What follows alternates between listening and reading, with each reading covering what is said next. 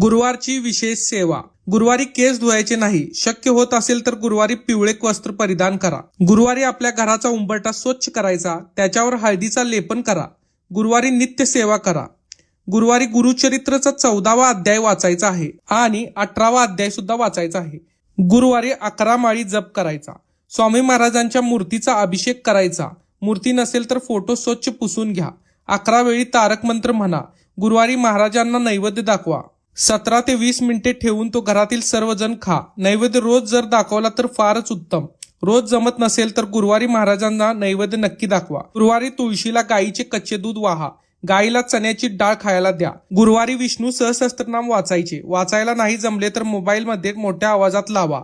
Shri Swami Samarth. Video आवडल्यास नक्की like करा, कमेंट करा आणि आपल्या मित्रमैत्रिणींना शेअर करा आणि असेच नवनवीन व्हिडिओ पाहण्यासाठी आमच्या या पेजला नक्की फॉलो करा. व्हिडिओ शेवटपर्यंत पाहण्यासाठी धन्यवाद.